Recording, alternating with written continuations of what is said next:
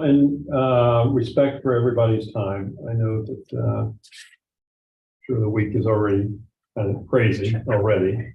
So tonight's focus for the group is obviously organizational in nature. You need to elect a chair and a vice chair as well as a secretary to kind of run the proceedings of the board, take minutes and all that good stuff. And obviously look at, if this particular day of the month, day of the week, day of the month works for you, that's great. You can obviously make a decision that it's something more convenient for you. This is your group, it's not our group. And we want to make sure that you run it accordingly to what is going to work best for you. In addition, once the organizational part is done, we have Jen Huber, who is one of our outside counsels. So no attorney jokes. She's heard lots anyway. of attorney jokes. You absolutely can do the attorney joke. Oh, you don't know who you're dealing with. Let's go. So as part of all our boards, we try to do this annually to give a little bit of training about procedural rules and as well as ethics. And since you are technically a public entity under the umbrella of the township, we require you to go through that ethics training. We don't anticipate any problems, but we want to make sure that you're aware of certain things that are important as representing an entity of the township. And I think you'll probably have some questions for Jen as she goes through some things. If any of you are public employees, you've been through this before, we'll probably, oh my gosh, you gotta do this again kind of thing, but it is a good refresher for everyone. So with that, again, you need to elect a chair, vice chair, and secretary. Obviously, you don't have someone running this other than myself right now. So I would look for someone to make a motion, a nomination of someone to be chair of this group. And I would need a second after that nomination is made. Unless somebody wanted to volunteer for that If position. someone wanted to volunteer, they could nominate That would themselves. be very welcome. Yes, well, usually, so I had this conversation today about one of our advisory councils, and I said, usually what happens is we go out and recruit someone because you get to this awkward moment where you ask for volunteers and no one really wants to do it and they're kind of shy. So unfortunately, I can't recruit someone here. So if someone would like to volunteer, that would be great. It is just a 1 year. You have a term, so it's 1 year, and you can give it up after a year, or you can continue based upon what the council wishes. So, And what's the responsibilities of each? generally, we would expect you to attend all the meetings, and you would be doing the formal ensuring that discussion was properly taken, motions were properly made. There'll probably be for the chair and the vice chair, as well as the secretary, probably a prep meeting or a call that we'll have if there are certain issues that are going to be coming before the council. Beth and I will probably want to have a conversation prior to make sure you have all the information ready. And if there's any questions in that regard, to ensure that we get additional information to the entire council so that they're better prepared to have more effective meetings. So I don't know, I don't have an answer to your regard, Angie, in regards to amount of time. But No, not time. I just meant in terms of expectations. yeah, so it's really, it's probably one prep call a month and then your meeting. Could we start by reminding everybody who we are? If That you would be could great. Start and we could go around for names. I'm Jeremy Lingnell. I'm over in Brookside Estates. My background is in accounting, and I'm in sales now, selling steel tubing. Thank you. And I'm Ann Lamone, and I'm the HOA president at Fort Yards on Riverside. And I'm retired, but I babysit a granddaughter or two granddaughters and do a good bit of travel and enjoy retirement, so. Jamie Sebald. I'm the president of the Brookside Civic Association. And I work part-time as a bookkeeper in Reddington and have two kids. Did you say it's Jamie? Mhm. Thank you. And I'm Matt Shade. I'm the president of the Worthington Hills Civic Association, and I work for the Franklin County Auditor's Office. I'm Jane Hopper. I don't do anything. I'm following you up. I'm retired enough that I don't have to do anything. Go ahead. I'm Nancy Lockhart. I live in Worthington Hills. I'm in IT, but other than that, I'm a member of society. A productive member? I hope so. Jerome Scott, President, CEO of Jerome Scott Architects, Inc. I'm Bob Castle and I live over in Henderson Heights on the south side of Perry Township, and I'm still working. So I love what I do, and I have a lot of experience in commercial real estate. I'm a real estate broker, auctioneer, and commercial agent. So I'm currently a treasurer of our condo association down in Fort Lauderdale, Florida. I have no property down there. Mr. Reardon. I'm Jim Reardon, and I'm just a government peasant. So just a little, Ann is the president of HOA and Matt is the president of Civic Association. And you're co-president, is that correct? Okay. And Jerome is our chair of one of our zoning boards. I know I've kind of pulled some of you folks in to do double duty. Normally folks can only do one civic responsibility. So I apologize for double dipping in some regards, but especially you, Jerome, because how you do that. So anyway, It's all good. so again, this is entirely up to you. And again, it's a 1-year term. I'm happy to be the chairperson if nobody else wants to contest me for it. I've done it before. I know how to do it. So I'm more than willing to volunteer. I think that's terrific. I'll second that. Thanks, Jimmy. I knew you had my back. All in favor, let's hear aye. Aye. Another high paying job. Yeah. So now we need a vice chair, and obviously the vice chair would fill in if the chair is not here, and obviously would be on those calls as well. Kind of setting the agenda and trying to gather information for the next meeting. I'm sorry, I can't volunteer. So I'll just say, but I don't necessarily want it. I feel like kind of like new into this and you guys have all have a really good footing. So I could be forced into something like that, but I'd rather watch and maybe next year step up to the plate. But I've never done any of that. And I know Brian Steele is not here, so I was just getting ready to I'm say, sorry. usually when you're not here. That's when you.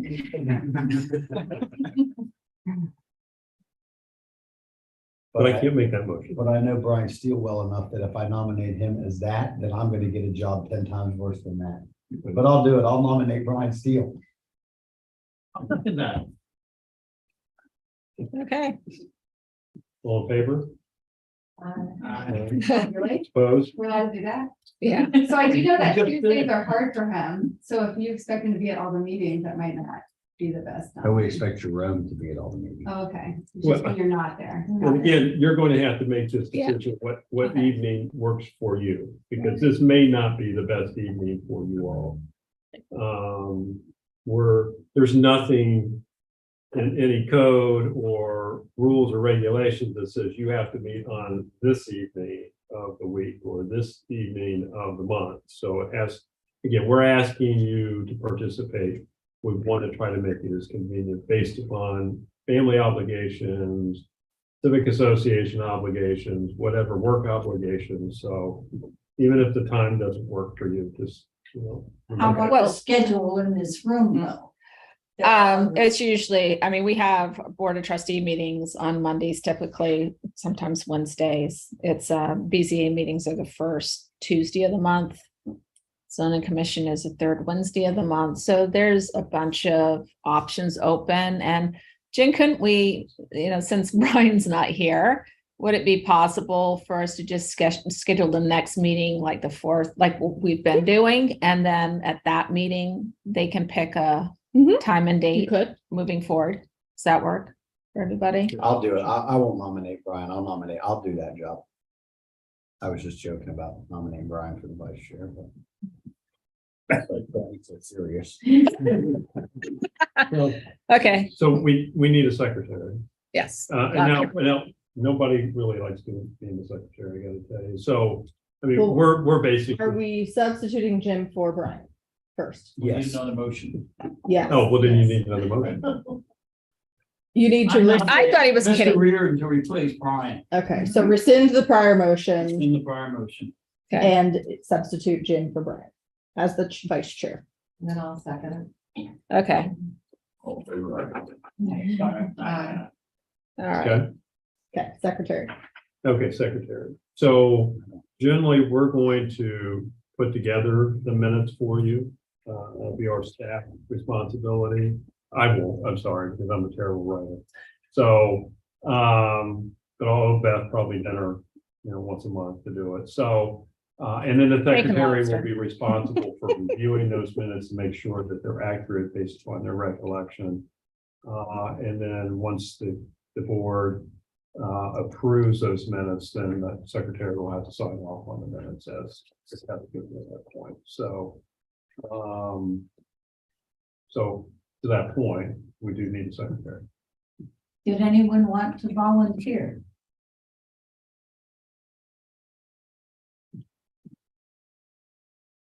Would you like to volunteer? Pardon? Would you like to volunteer? No, I have no memory anymore. So I'll come to meetings and I'll ask questions, Really? but Yeah. I just look at minutes? You just write them up. Okay. Well, I thought you said you write them up. Wow, you got to take the notes. I'll do the final copy. That work? Okay, okay. Don't be scared. Okay, well, he just said nobody likes to do it, so now I'm just accepting. I know, I didn't really spell that too well. So eventually, we're gonna get to the point where Chet stops talking. Okay. And that's Yeah. Are you a note taker anyway? Yes, Okay, you're good. okay. Then you would have been taking, I'm the same way. I've been the secretary 1,000 times because I would have written notes anyway. Okay. And now your notes will just be the source of what You do becomes the minutes of the Yeah, committee. yeah. So All right, I nominate myself. Excellent. Great, I said, all in favor, aye. can she do that?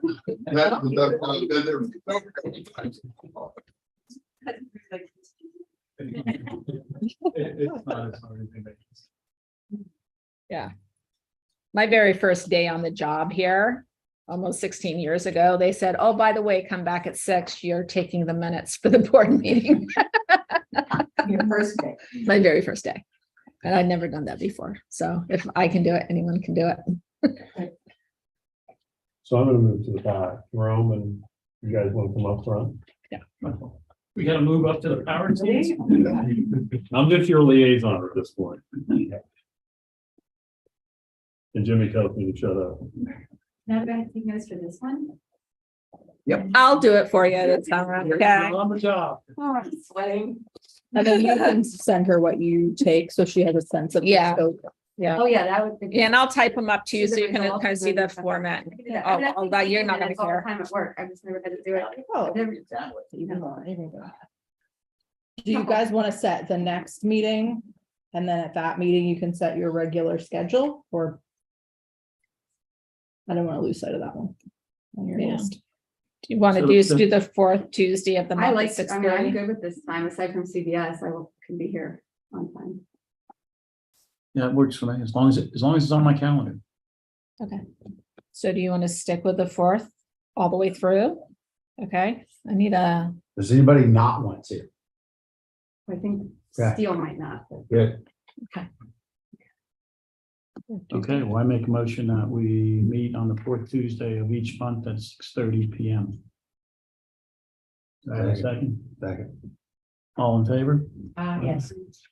Any noes? Motion passed.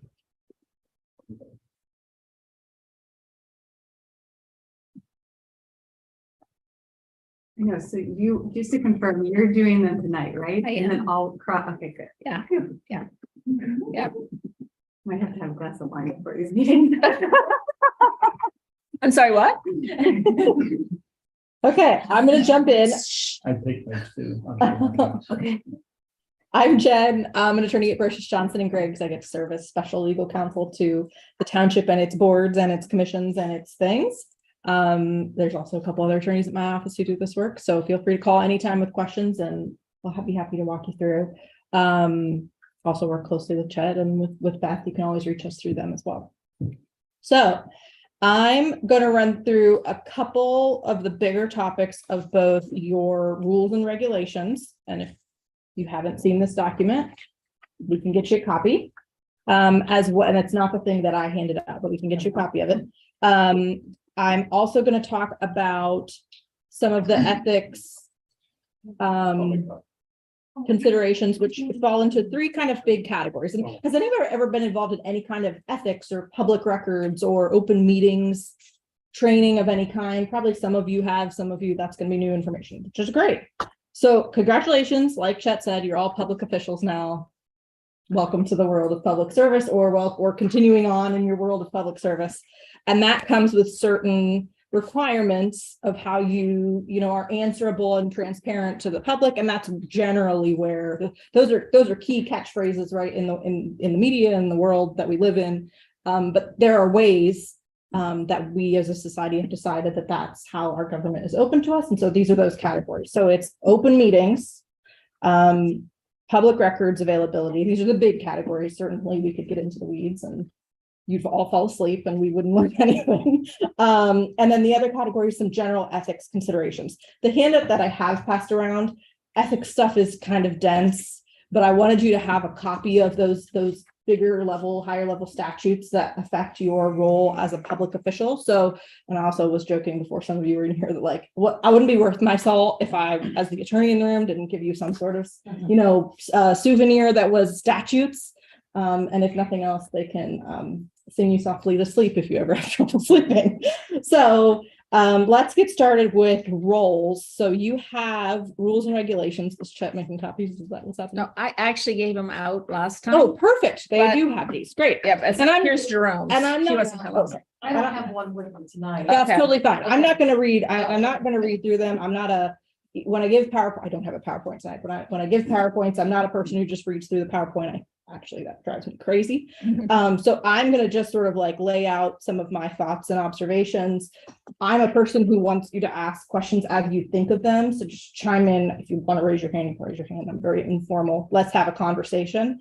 Don't feel like you have to save your question to the end because I'm not a person who remembers the questions till the end. So I won't ask that of you.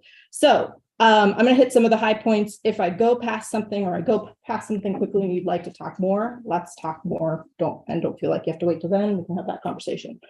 So your role, as you probably know, is recommendation is to provide is advisory in nature. In a positive way. The buck doesn't stop with you. You have the luxury of not being and I mean that sincerely, you don't have to be the one who makes the ultimate decision.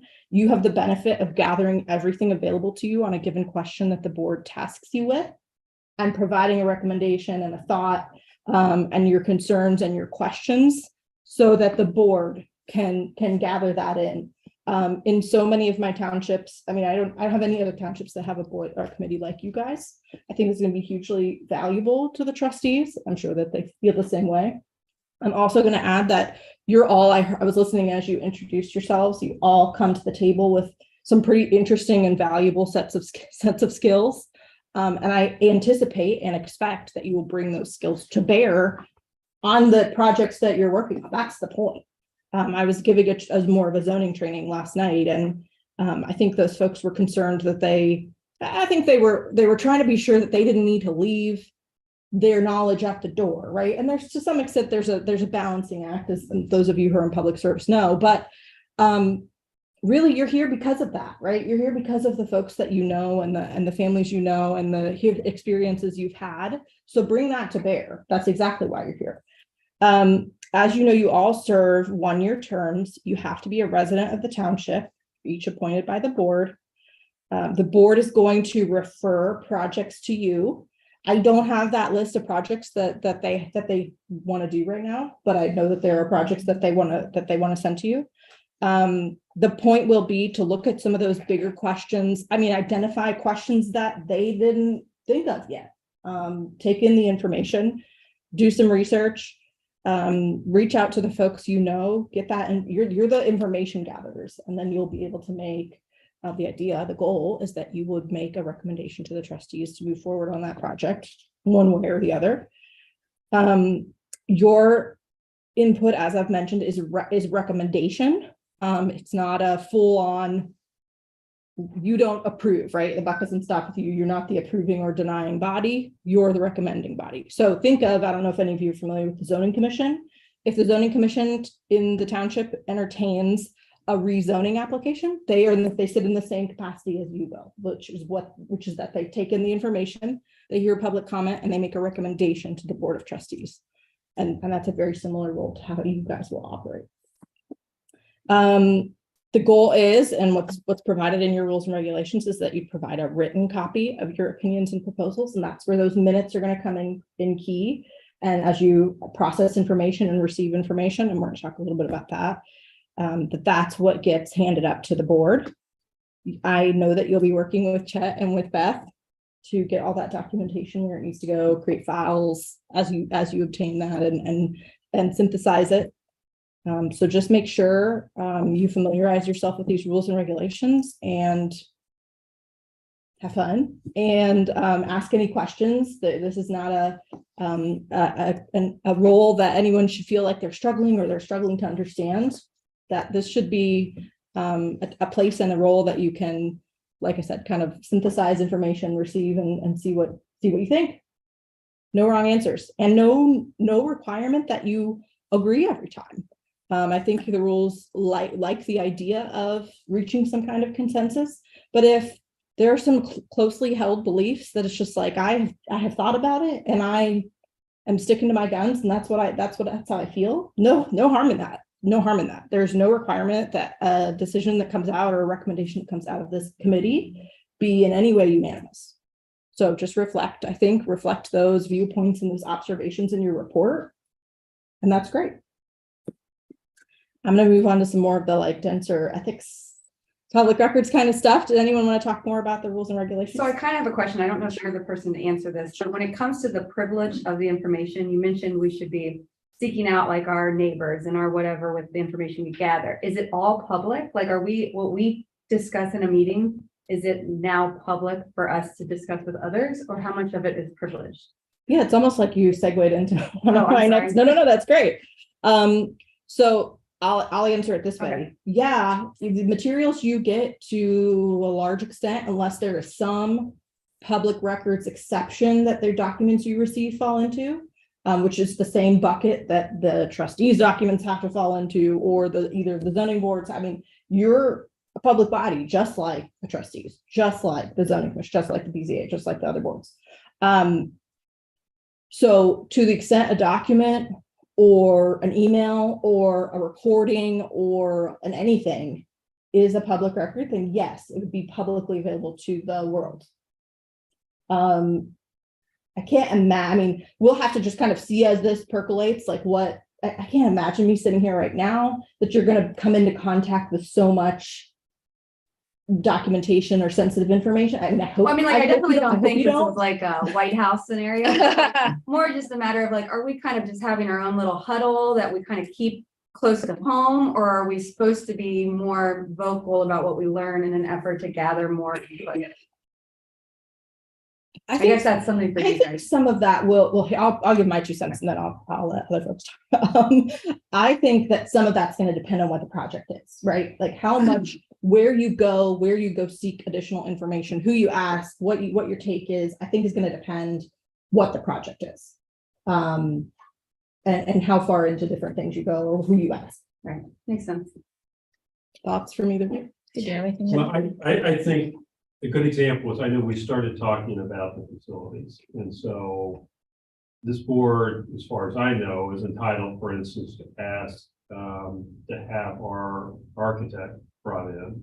They have drawings. And I think they've done somewhat of a cost analysis to renovate the place. So you can ask for all those drawings and those cost estimates, and you can have that person come before you and try to explain what work that they have performed in their opinions. We've had a very preliminary work done on basically building a new building. And we had a different architect for that. It's looking at that. It's nothing in opposition of the current architect. It's just something that we've asked somebody to do to kind of give us, start thinking about option B. And so, and I think the architect that did the work for the renovation is more than willing to work with you on, well, what does that other option look like? Tell us, and come to us with some ideas and cost estimates. And I know I'm kind of getting into your chair's kind of line of work, but I'm good. But having said that, you're more entitled to have those documents or public documents. You're more than happy to have some other people come before the board to give you suggestions and ideas. And if there's additional work that you would need, we would just need to talk about that, because that would incur some costs, obviously. So we need to Well, I mean, have that I discussion. think you're thinking I'm a lot more achieving than I am. I just meant merely like the conversation, like, can we go home and have the conversation with our neighbor? Like, hey, this is what I learned. Like, how much of it is going to be a, like, let's wait a while till we get a better like idea of what we're talking about. It's not privileged. Yeah, I don't think there's anything secret here, Right. but I think at the end of the day, the more communicate, and I'm just speaking on my.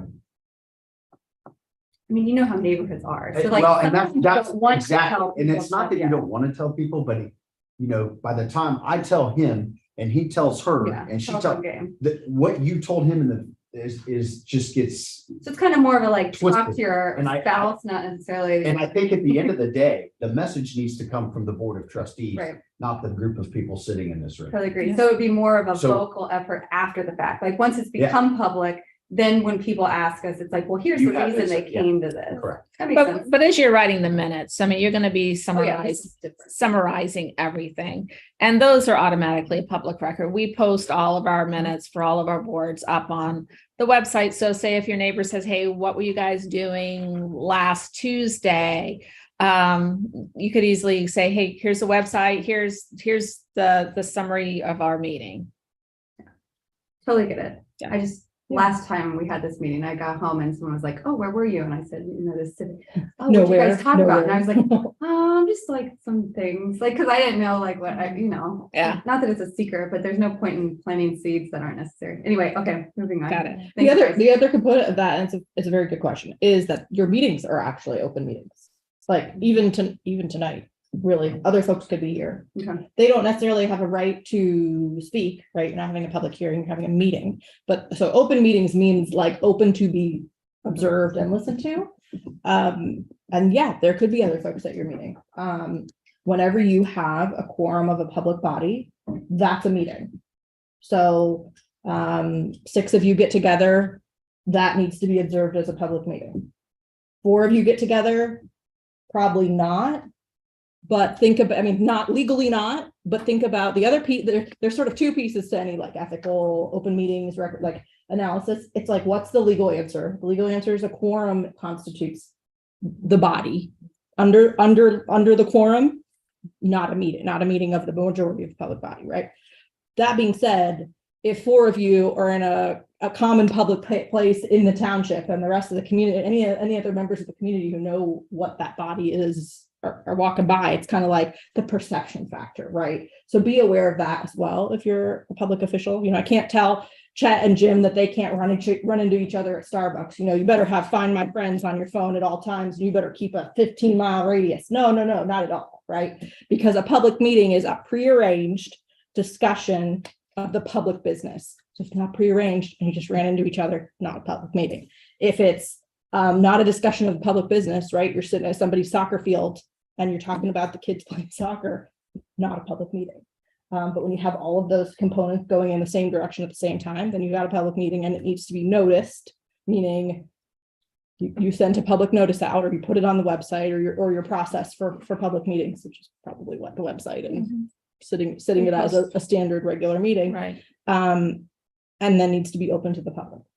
Unless there's some kind of exception, which you guys, I can't see that happening. And if that happens, we'll certainly be discussing. Can I Please. ask a real quick question? Okay, you mentioned the website. So this board or advisory board is a body that will be on the website.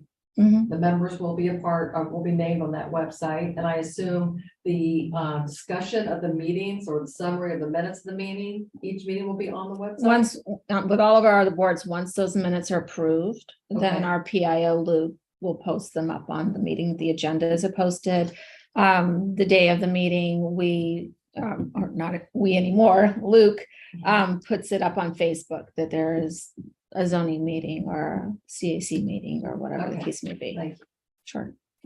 There is, I did not hand this out because we would have killed several trees, but there are some very good resources, a couple places for if you want, and we're gonna keep talking, but if you want more information.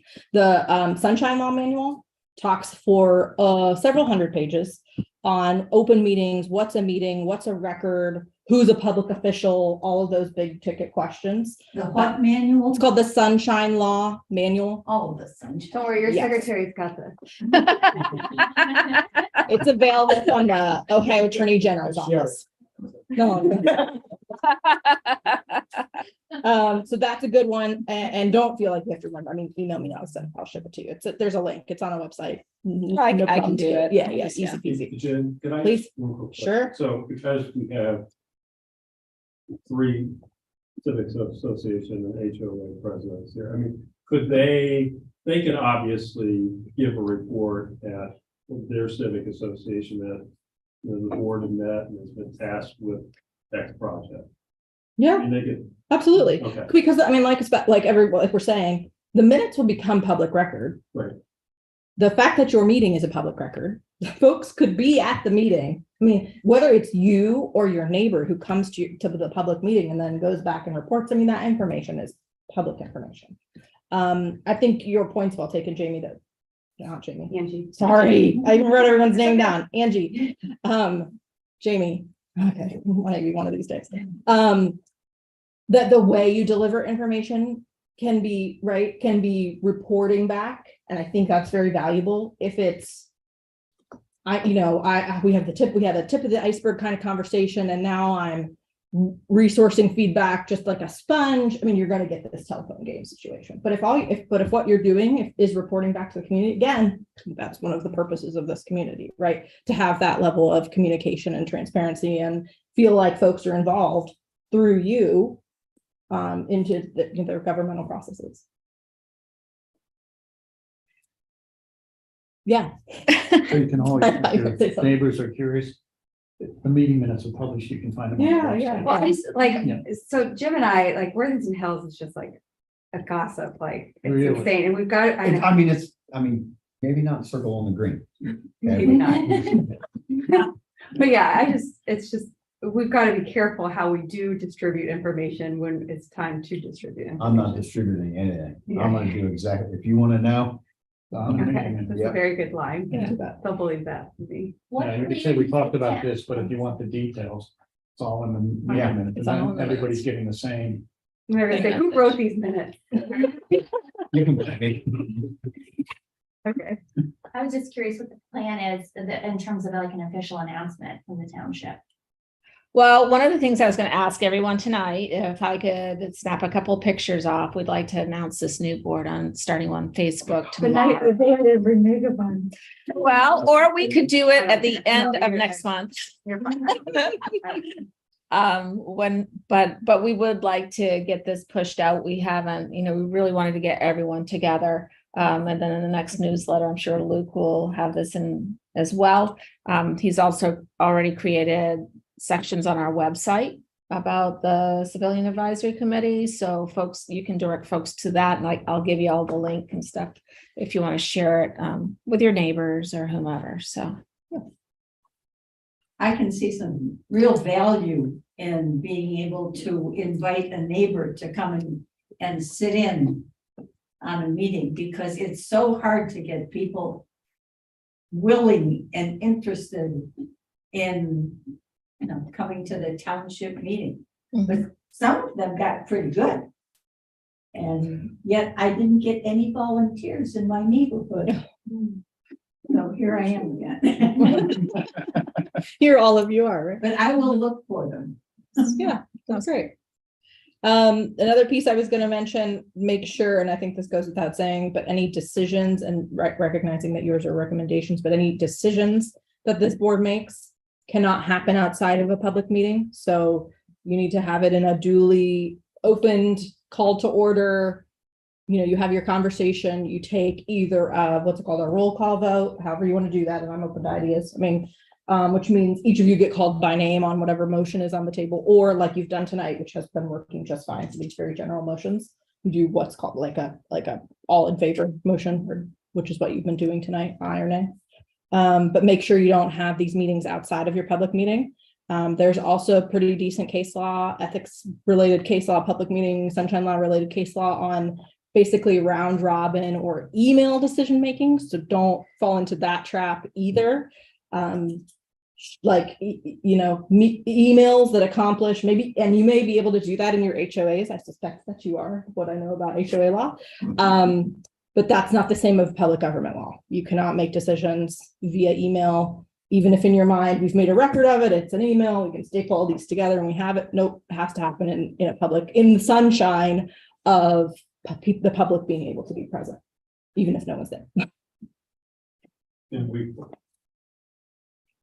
we haven't fallen into that trap. We've had to catch ourselves. Flirted with the trail. Yeah. yeah, it's very easy to think that it's a simple is. question, but It is. you can, yeah. Carry Or the board can't. One thing, Yep. you can't make decisions, that's on the agenda for the next board meeting. Right. So- Yep. Right. I'm going to move on a little bit. I know I've been playing with lines of really what I'm calling the different topics, but I'm going to move a little bit out of open meetings and into more of a records conversation, unless anyone wants to talk about the meeting side a little bit more. Okay. So public records, and this is going to come into play for any documents that you as a committee receive. If you ever have some kind of public hearing or meeting where someone hands you the comments they want to make, you need to hold on to those. Your minutes, public records, emails, that even if it's not somebody handed you something, if they emailed the chair their comments ahead of time, public record needs to be held on to. Probably needs to be, I think you probably want to have it forwarded to you, Beth, so that it can be kept in the records, or forwarded to Luke. Luke, probably. Great. So I'm gonna sort of introduce the idea of what makes a public record a public record someone needs to keep, and the tail end of that is keep to be potentially provided if someone were to make a proper public records request for a category of documents that includes that, or for that particular document. That's why we need to hold on to them, so that we don't accidentally throw something out that we should have been keeping. If something is, I guess the rule I would have you hold on to is, if you have sort of the only copy of something, be extra careful that it doesn't just get thrown out, right? You have an original signed letter from Jen Huber from neighbor so-and-so. Don't throw it away before we've checked to see, is that something that the township needs to hold as a public record? And the township is going to hold on to those documents in accordance with its public record retention policy, which is a large spreadsheet that says how long we hold on to anything from probably police records to video recordings to voicemails. I don't know how long we hold on to that kind of stuff. Emails. Are we getting Perry Township email address? I was just thinking we probably need to make sure that that's available for you folks. Yeah, Just I'll check with the IT tomorrow. record retention, Great. because you guys will save it on your server. That's okay. We'll get it back. So what constitutes a record is a three-part test under Ohio public records law. The first part is the type of document. And so it says any, and really that it's not really a type because it's that a document can be any type of thing. It can be any type of medium. Any document, device, or item, regardless of physical form or characteristic, including an electronic record. So like I was just kind of mentioning, email, a voicemail, a letter that all you have is a one paper copy. All of those things can be records, only if they also meet these other categories. So that's at the end of the type of record doesn't kick it out of any kind of category. It can be anything. Then it needs to be created or received by or coming under the jurisdiction of any public office. So more often than not, the things you are going to get are going to be received. I think it probably in the received by category. Obviously created is, and possibly the creative, definitely the creative ones, I'm thinking. So your minutes created by you, received by, I'm going to use that example of, Jen Heber coming into your meeting and handing you something, received by you. Coming under the jurisdiction is a in the weeds. It would take a lawyer to say something like that, which I'm sure that's how that got written. Which is really, it's kind of the catch-all that, like, even if the township doesn't have this document, if the township's, let's say, vendor or employee or someone else has the document, like the recent case that I can point to is the township hired legal counsel, but legal counsel was being paid by their insurance provider. And so really, I don't know if anyone's familiar, that's really in the weeds of legal service. But anyway, the only entity that had the law firm's legal bills was the insurance carrier, like the risk insurance, the risk management folks. Case comes out, those were public records that the township should have gotten back from their insurer so that they could then give them to someone under their public records request. So that's I don't see that being anything you guys have to deal with on a regular basis. If we're looking at that question, that's something that's coming through Beth. I can see it being a Beth problem. So that's what coming under the jurisdiction. I mean, you typically don't have to worry about that. And I'm so new to the public arena, if you will, but in the scenario with this board, under what scenario would someone request public records of this group? I mean, what? They won't. Yeah, I mean, Well, do you mind, Jen, if I, Not at all. we, that's part of the reason we have a PIO now, so that all records come in to him.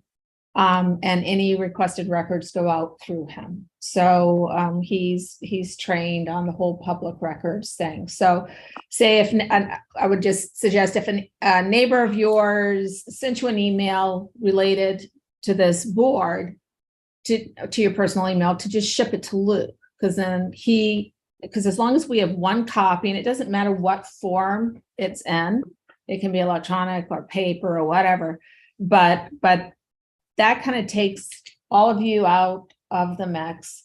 It makes sure that the person dealing with those records has the training to do it, because it can be, I remember right when I first started here is when the whole public records law kicked in, and it was a nightmare for probably 4 or 5 years. Even the attorneys, no offense. No, it's a mess. It kept changing over and quickly. And so, and some people had never dealt with it before. There were entities, I've been surprised, but there've been large entities I've reached out to say, what's your process? Oh, we don't need to do that. I'm like, yeah, well, that's not what this says.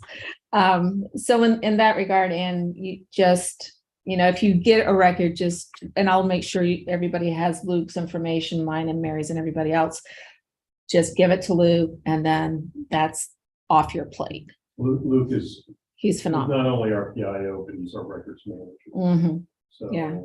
anything from police information that we get asked for on a regular basis, or zoning concerns, you get asked for that kind of information. so any township citizen, Any Get- citizen, Any citizen. Any citizen. Anyone. an attorney, anybody can ask for the public records. so my next door neighbor, Yes. if they can, okay. Someone in North Dakota.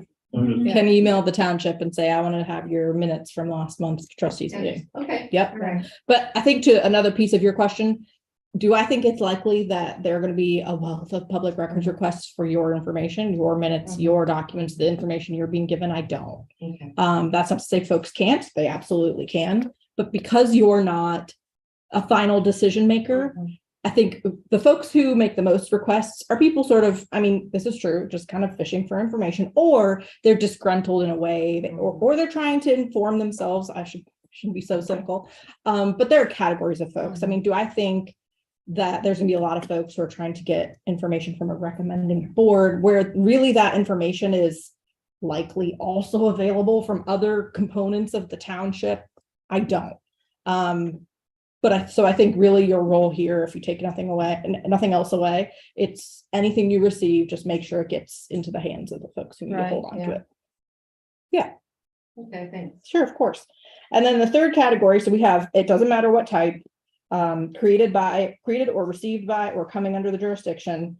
And then this is the key, this is the most important one, which serves to document the organization functions, policies, decisions, procedures, operations, or activities of here, the township, or of your committee. So the biggest exception to this category is that your personal notes are not a public record. Unless they become unless they get used, they're the document that gets used to make the official minutes potentially, or you share them with the rest of the board. You say, oh, hey guys, I got this. I took minutes. Now they're everyone's, or I took notes and they're now everyone's notes. But if they're just generally your comment, I mean, this is my just sort of scribbles on it, right?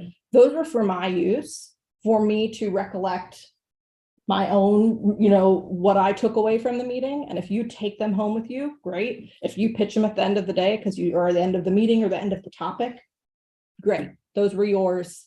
They didn't rise to the level of a public record because they weren't created to document the organization function, policies, operations. They're your personal notes. Yes, good. Okay, personal notes. We talked about minutes of action that you're going to take.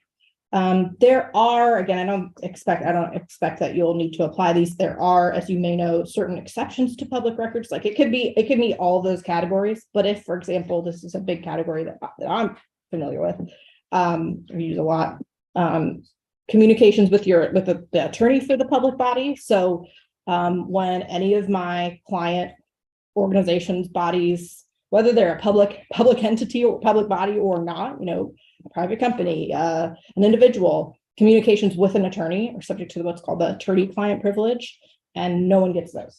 No one gets them in discovery in a court case. No one gets them as a public record, because if the relationship between a client and their attorney isn't subject to some kind of secrecy and sacredness, where it's like, that's not for everyone, that's between them, then why do we have, then why do we have that? So that's one of the categories. There's also, as you can imagine, some categories around accepting like personally identifiable information, like a social security number or your home phone number in some cases, or your credit card number, or that kind of stuff. If I get those, and even if the rest of the document is a public record, an employment application, for example, I always take a great big Sharpie and I redact out the pieces that can't be provided.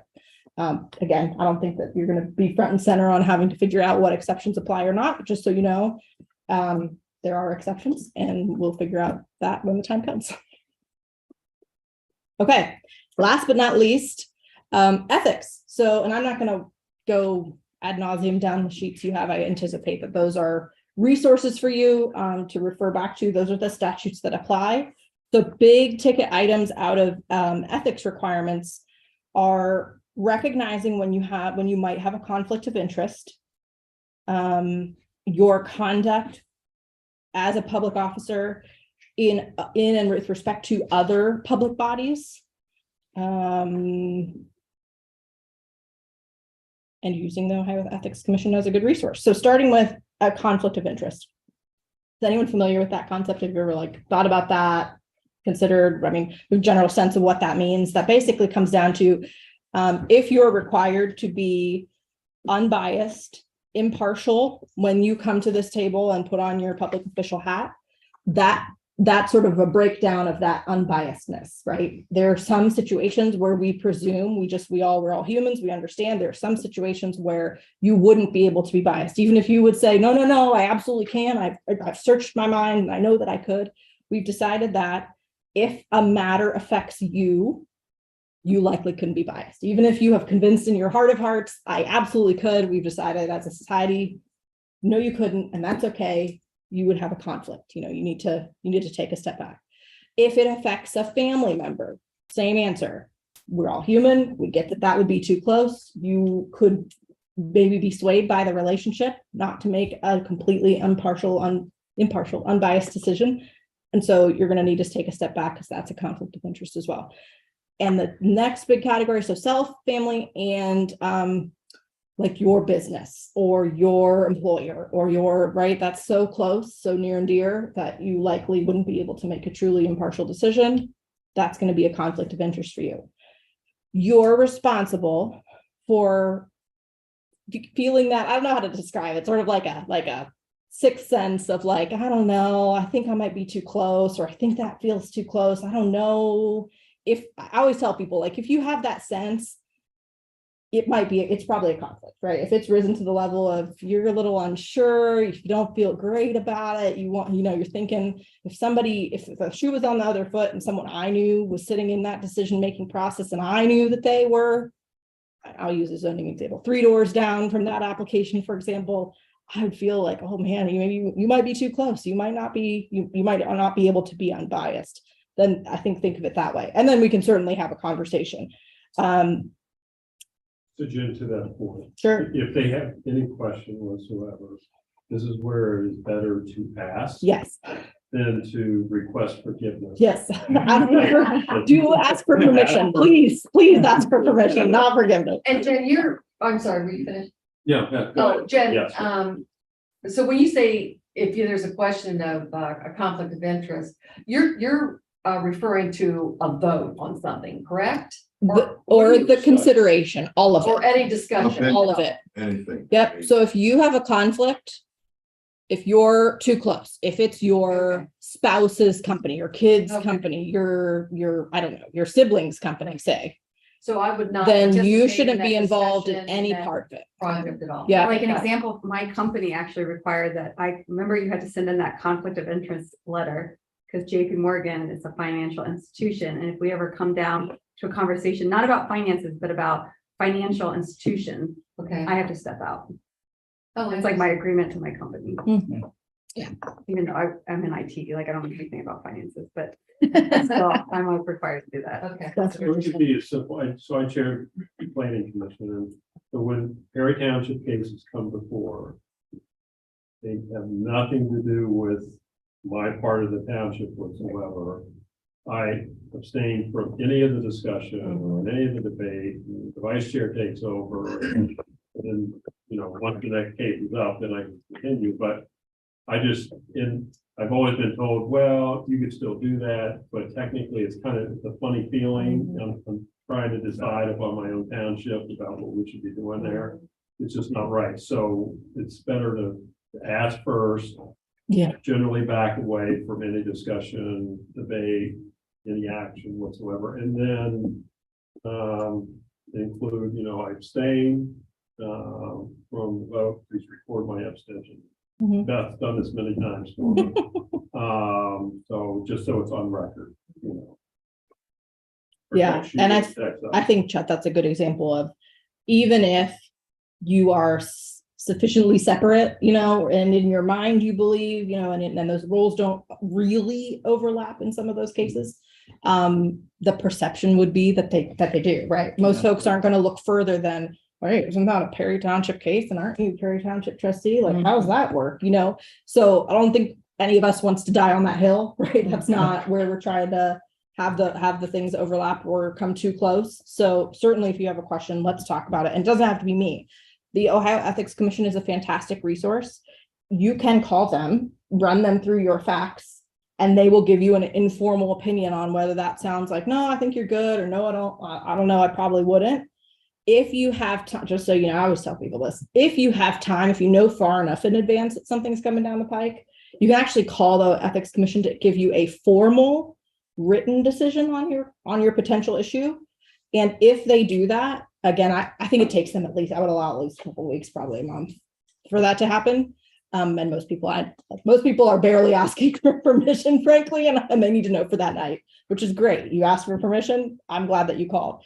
But if you do that, they will actually, and if you take action based on their opinion, and if somehow someone objects to you continue on the board, on the committee, and someone challenges that your presence later, and in your capacity, I don't really know how that would play out. That would be pretty extreme.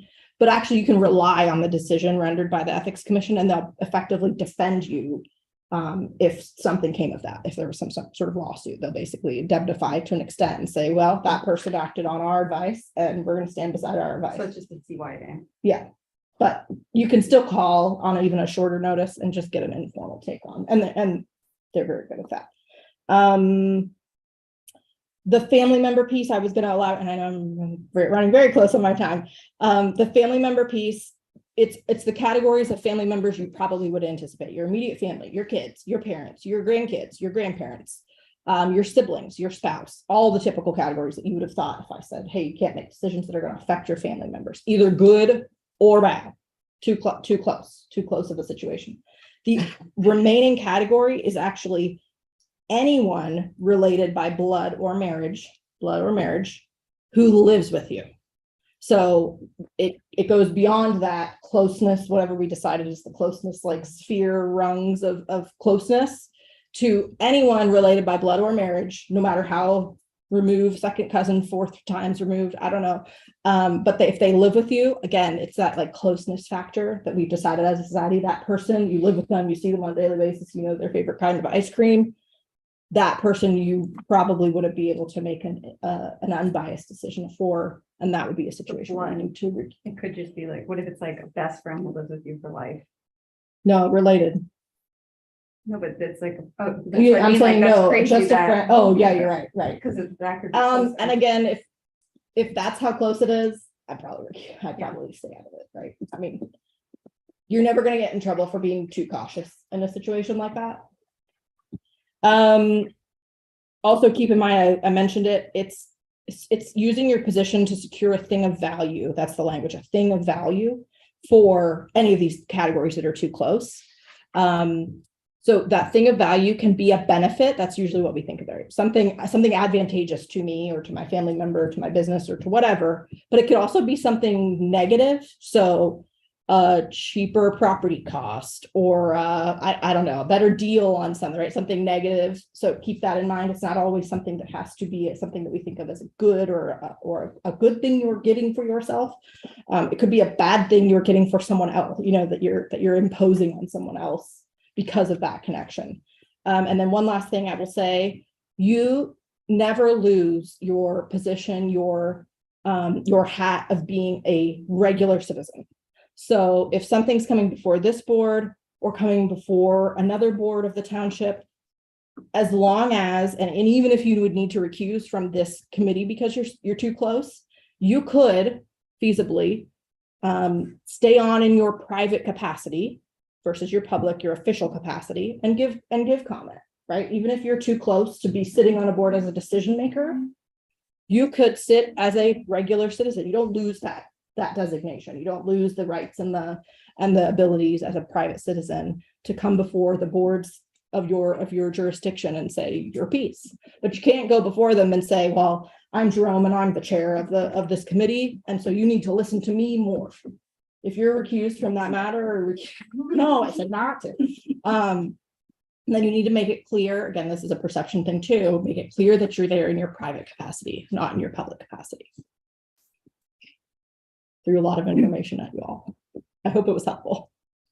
Well, thank you very much. Any remaining questions? Burning questions? Okay.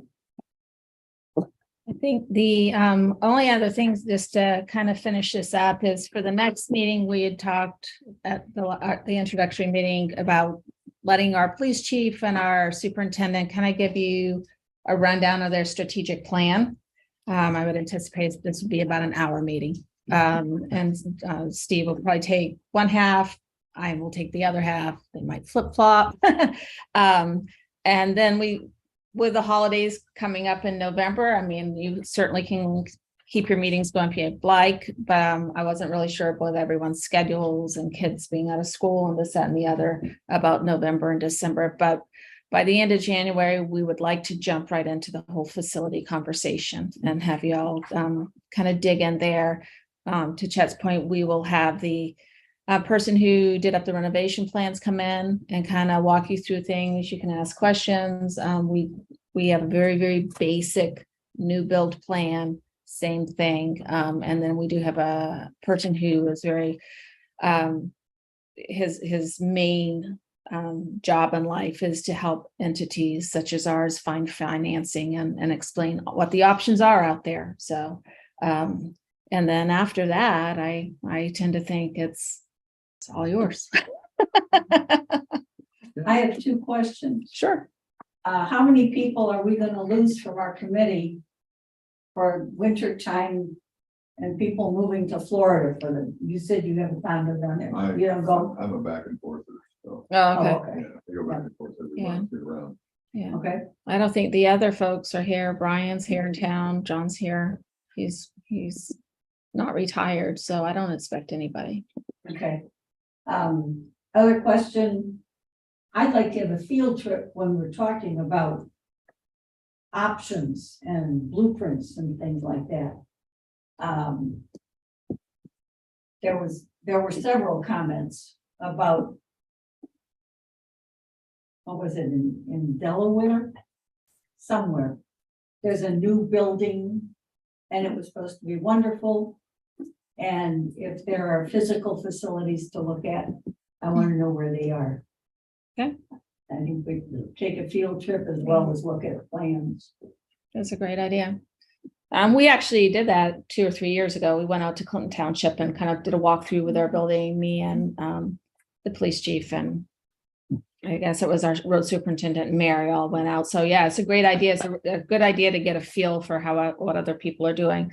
Liberty Township's building, for example, a brand new admin building that's I'm pretty excited about. I live in Liberty Township, so I'm pretty excited about. And fire station is in the plans. The So- permit got approved. The permit got approved, so. Only been 9 months. Yeah, so any case, yeah, it's a great idea. It gives everybody kind of a gist or different ideas.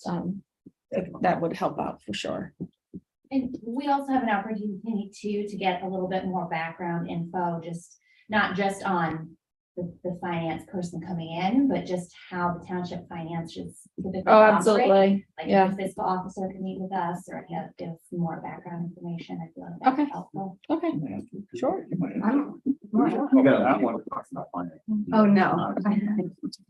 I thought, I got to You need leave to my leave, you need to position. leave now.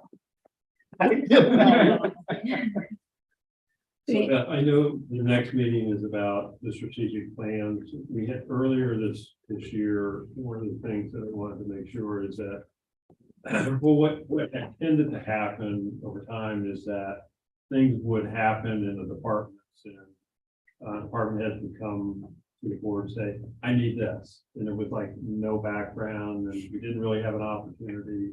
We didn't give ourselves the opportunity to have the discussion with the department heads about some of the things that they saw coming down the pipe, whether they were challenges or opportunities, whatever the case may be. But here are some of the issues that we're going to be facing.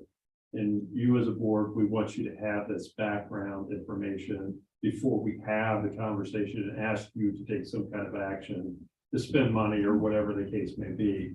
And so earlier this year, we had those strategic conversations with the department heads, the two main ones, the road and police.